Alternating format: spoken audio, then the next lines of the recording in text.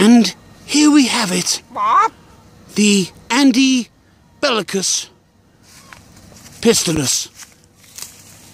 It feeds on plants, and as we can tell, has no idea what he is doing. There we go. And as the Attenborough drinks from the gutter, he decides that nutrition from the plants is his best thing. And sometimes he's a cock.